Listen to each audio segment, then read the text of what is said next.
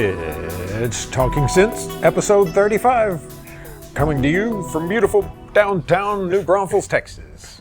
Is this downtown? Can we be considered downtown? Okay, we're coming to you from sort of close to downtown New Braunfels, Texas. Yeah, we're close enough. Yeah. Sort of close. And I'm Sam. I'm Carlos. And we're from Syntaur. Syntaur.com is the website. If you need parts for your keyboards, hit us up there. And we also sell new keyboards, used keyboards, vintage keyboards, everything keyboard related except for your computer. Yeah. And what else do we need to say? This is an odd numbered episode of Talking Synths, so any civilian can see this one. If you want to catch the even-numbered episodes, get a new episode every week, sign up on our Patreon page. It's patreon.com/synthwizards. And there, for as little as $3 a month, you can support these video endeavors and help us produce more content. And as a thank you to that, you get a number of things, and one of those is you get to see every other episode, or every episode of Talking Synths. So, I thought it'd be fun this week to talk about the crazy keyboard collecting trips we make, because I just got back from one, and you just suffered the brunt of it. I'm still suffering the brunt of it. And it's a lot of what we sort of portray in the Synth Wizards episodes, that we're going around the country kind of like American pickers, and we're finding these keyboards everywhere, sometimes kind of large lots of keyboards. And it's kind of a fun thing. It's maybe something unique that we do. Yeah, it's like... you know that little bit of dopamine you get from scratching off a lottery ticket? And it's not really the fact of like winning or losing, but it's the unveiling of little bits as you scratch. What will we find when we open the van door? The possibility. That's kind of like, it's like chasing the dragon. Yeah. You know, you're chasing that little bit of a high of what are we going to find? Yeah, it is an interesting process. And before we get into it too much, we do have one listener question here that's kind of related. This is from Mary Mims, and she says, "Is what you bring back just a bunch of junk?" Yeah. I'll let you take that one, Carlos. Most of it's junk. Most of it. But, you know, it's the little things in life that count. No, it's not junk. It's Well, rusty some of it's gold. junk. It's rusty gold, it's so weird. It's, you know, when you get excited about contact strips or floppy drives or just really minuscule things, and I think that the important thing to note is, you know, because we're a parts company and we sell parts with the hopes of keeping other people's keyboards alive, with that, sometimes a lot of this stuff hasn't been manufactured Right. in a really long time. Sam has done a lot of diligence as far as scouring through service manuals, figuring out what parts are interchangeable, and sometimes, you know, they may have only used a certain contact strip for certain serial numbers, you know, on this day of the month of this year, and so we just get them in really limited quantities. Yeah.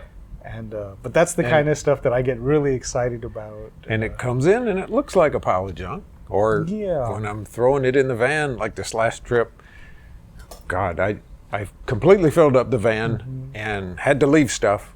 I'm passing back by there in a couple of weeks, so I'll get the remains. But it was a lot of stuff. And I got to say that some of it, when I was flopping it in the van, and it's big and heavy and sharp corners and whatnot, and I was hot and sweaty, and I'm thinking exactly what Mary was thinking. Is this just a load of junk?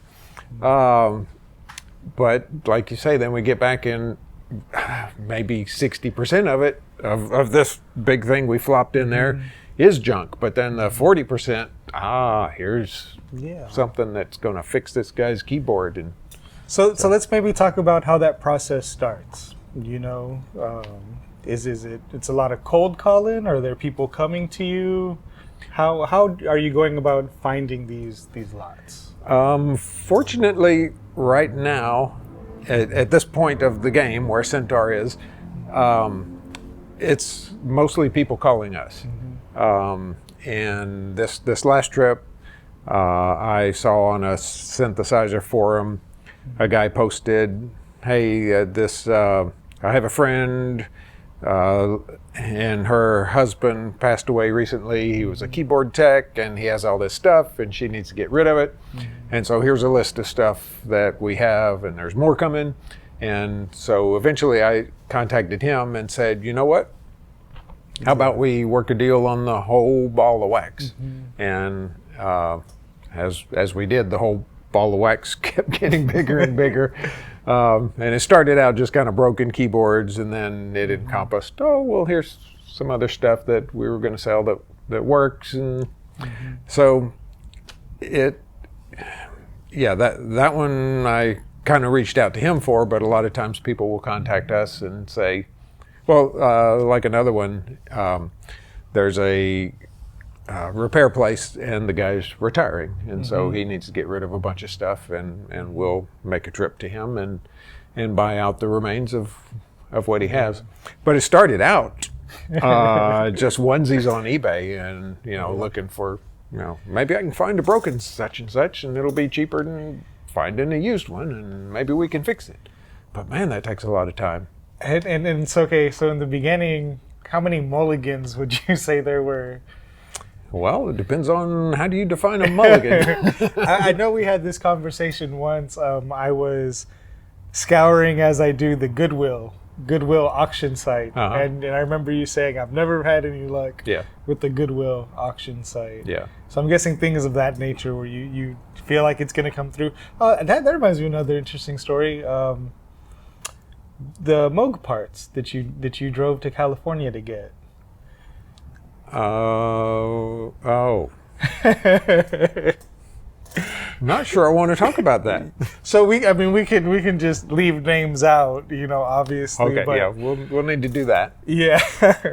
But there were two trips like that, where I made a deal with someone, drove a very long way to get there, and then they flake out for some reason, and it's bad news. But fortunately, the silver lining is there's usually enough stuff in the works that, like on the trip to California, I made some calls real quick and had some people back at the shop make some calls while I was out, and I went to a number of places, got half a van load of stuff, and drove home, and it wasn't a total wash, but it was frustrating, to say the least. Yeah. And that brings up another thing I wanted to mention. If you watch Synth Wizards and you see that van door opening and you think, God, look at all that. There's 5 Juno 106s or whatever. And this must be, a glorious thing to do and glamorous and whatever. Let me just say that a normal trip is about, let's take sleeping out of it, and then the rest of the trip is 98% driving and 2% throwing this stuff in the van and then getting back on the road. This last trip I made was to Atlanta, 16 hours of driving, 3 hours of loading, not much other activity. I did stop and visit my parents on the way, so. Well, I remember when we went out to California, and then on the way back, it was like, well, do we just keep driving? I think the answer was yes, I think. Yeah, right? So. Yeah, but we didn't decide until halfway back. Yeah. So it was like 2 a.m, and we're just gonna straight shot it. Yeah. And, that was how many hours straight driving? Probably 24 to get to Los Angeles from here. Yeah, it was about 24 hours straight. Yeah. Yeah. So it is not the glamorous thing, and it's a lot of hard driving and a lot of hard loading, and And boy, when we get back, I don't envy your job because you got to unload it, and you can't unload it until you make room for it. And man, it's just stuff everywhere. There's stuff everywhere in here as a result of it. I guess you might not be able to see it from your YouTube land out there, or especially if you're on iTunes or something, you can't see it. But there's keyboards everywhere in the showroom, just kind of on the floor right now because we didn't have anywhere else to put them. Yeah, and this load was definitely interesting because I definitely had a little bit of like an existential crisis. Because we're looking through the contents of essentially what is one man's life. Yeah. And so that was something interesting. You think these instruments probably have lived a very storied life, and they've had a long journey to get here. Yeah. But in looking at the spreadsheet, you could see where it would be like VFX in the closet, in Sonic Mirage, in parts, basket case, don't know what's missing, and then like a poly ensemble in the wall. Like, so he's just shoving keyboards, anywhere and everywhere he could fit, and I totally relate to that. And so I was kind of thinking a little bit, what kind of gets me in the mindset for packing and unpacking. I spent a lot of years in the service industry, and about once a month there'd be a deep clean on the walk-in, the fridge, and you could just imagine what kind of stuff gets forgotten in the fridge gets spoiled and all kinds of nastiness, and you have to rearrange and fit everything, in an orderly fashion.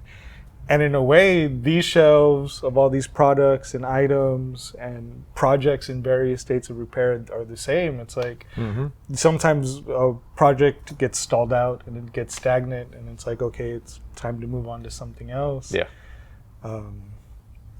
I came in last night at 9 and didn't leave until 2 a.m. And that was just to try and get some room made for the stuff that came in on this last haul, with the intent of we're making another trip pretty soon. They just keep on coming.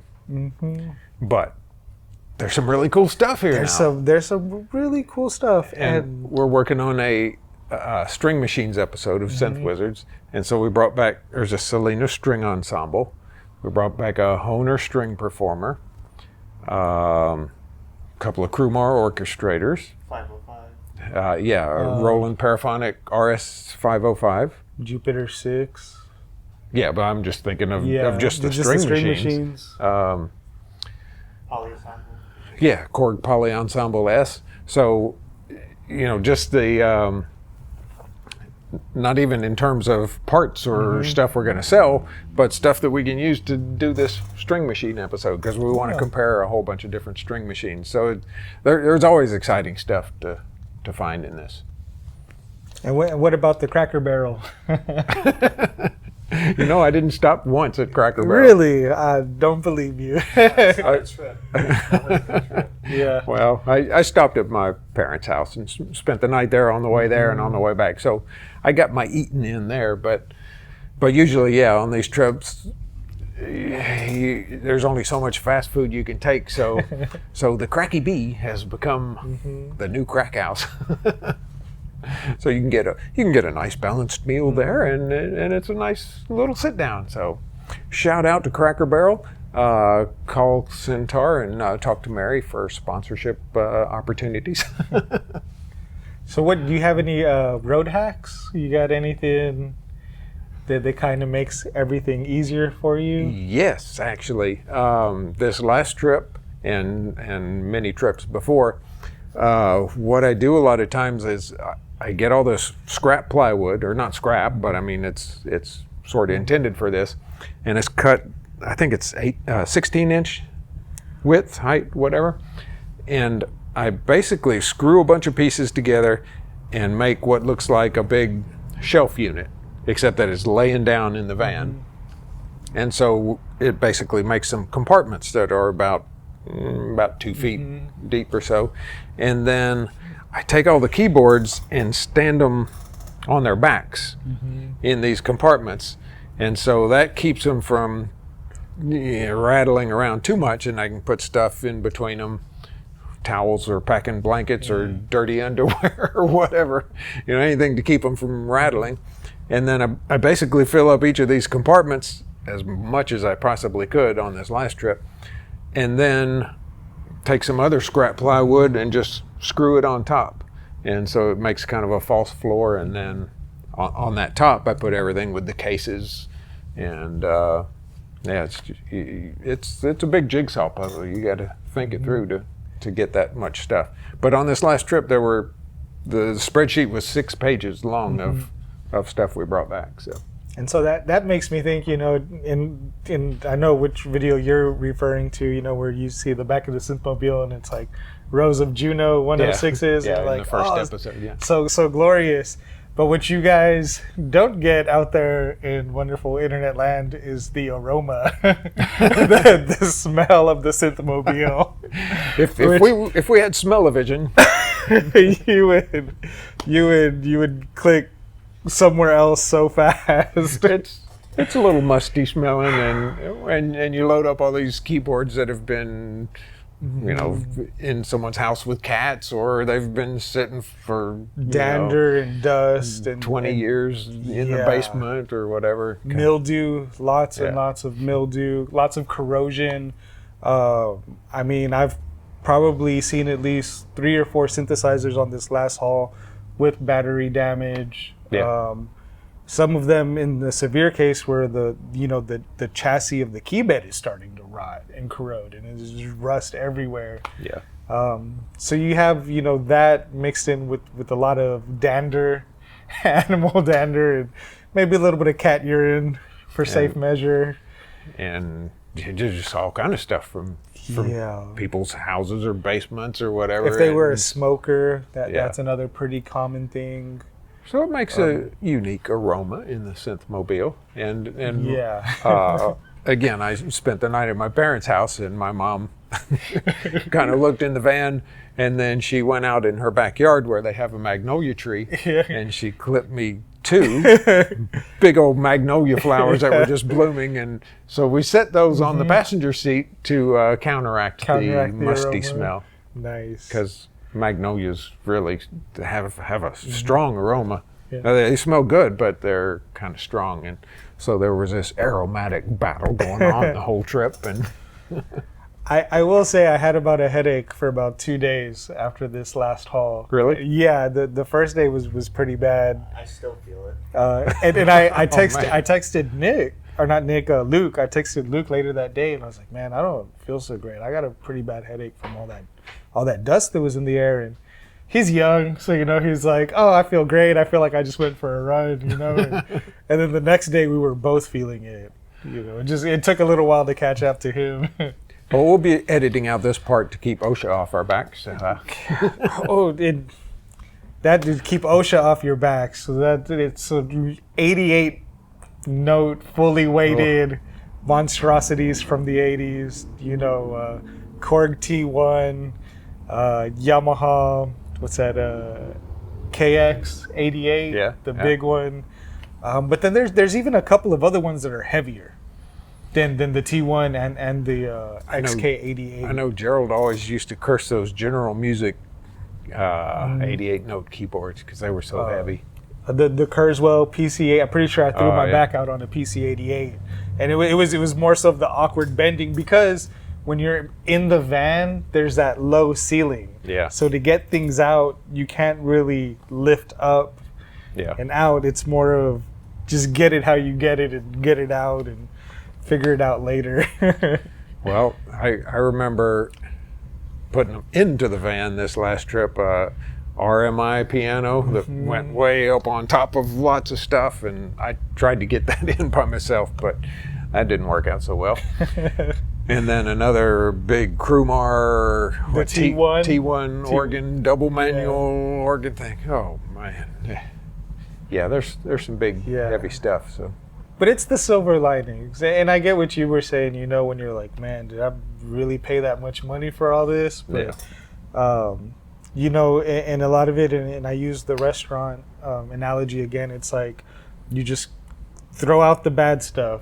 You cut out the bad meat, the bad portions, the spoiled milk. You get that out, and then you got the rusty gold underneath. Yeah. Yeah. And now you get to go through all of it Yeah. and either turn it into parts or turn it into vintage keyboards.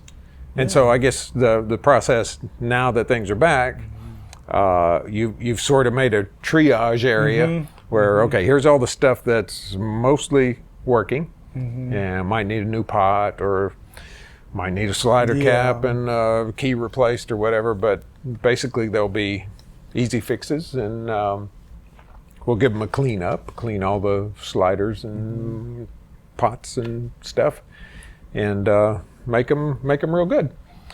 And then there's the other end of the spectrum where it's like, all right, here's a Roland D10, for instance, and it's just the top part and the panel board and whatever. It takes up a lot of room, and we might just pull the panel board out, recycle the top aluminum panel, throw a bunch of stuff away, and end up with a handful of pieces.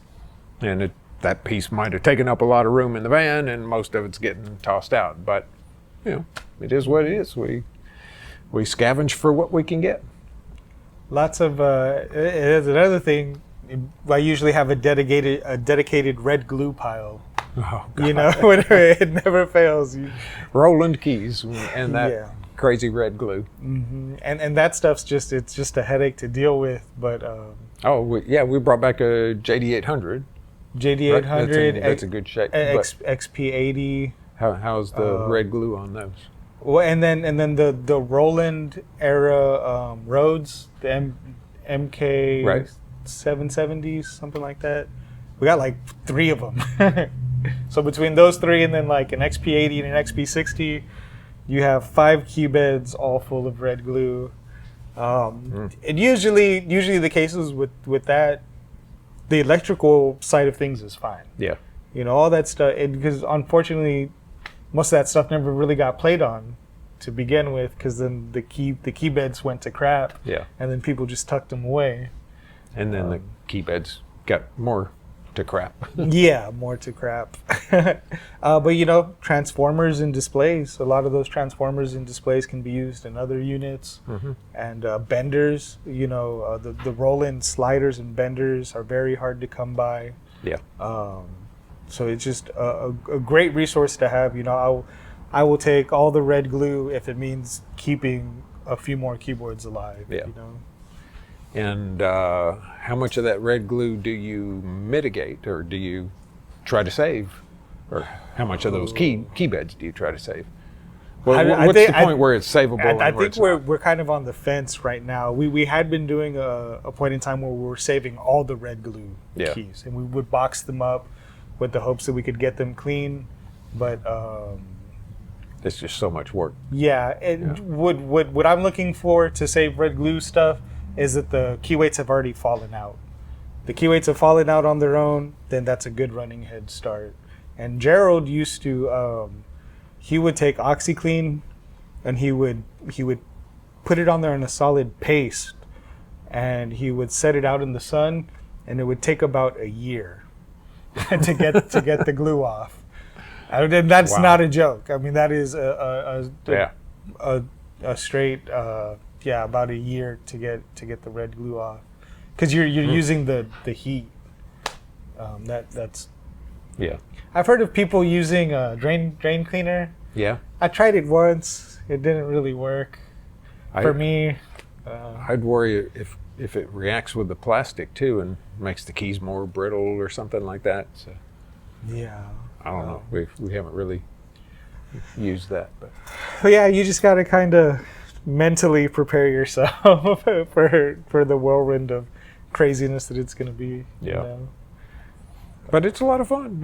I enjoy getting out on the road, and I spend too much time parked behind my desk here, so might as well park behind the steering wheel for the same number of hours. But if anyone out there has a lot of broken, junky keyboards that I'd like to get rid of, what would be the process for them to get a hold of you? Just send an email to sales@syntaur.com, and I guess we've gotten to a point where onesies, unless it's unless it's a keyboard we really need for a project, or it's, like a mini Moog or something.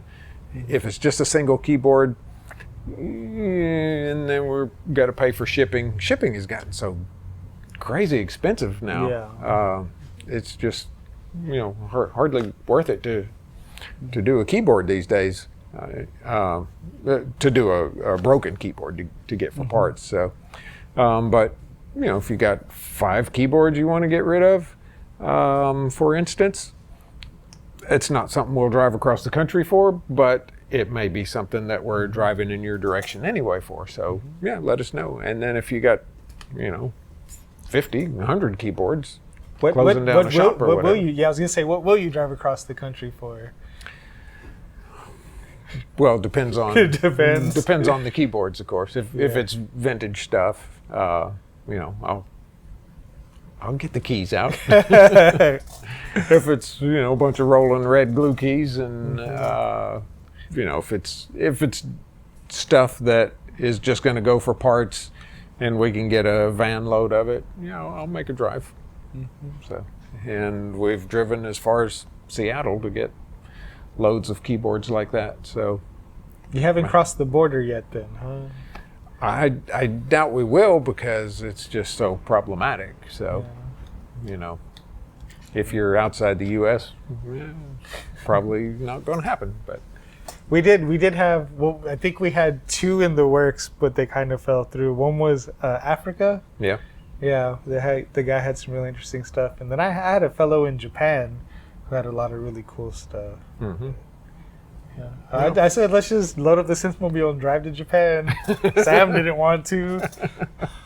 It was just too far. We could have Japanese Cracker Barrel. It'll be great. Yeah, yeah. I love Japan and had a lot of fun there. So, but it's just too far to drive. Well, anyway, so it's fun adventures, and it's what we live to do. It's a big part of how Syntaur operates, so I thought it'd be fun to throw it out there and make an episode of it. Talking Synths. How many miles have you put on the Synthmobile since you got it? I think about 65,000, maybe 70,000. We need to add to that. I was expecting 250,000, 500,000 miles. Oh no! Well, I mean, this Synthmobile we've had for, I don't know, 5 years maybe.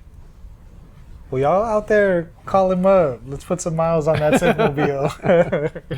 Yeah, indeed. If you got a stash of stuff and need to find a good home for it, give us a holler. Yeah. All right. Well, thanks for tuning in, and we'll see you next time. And until then, we'll modulate.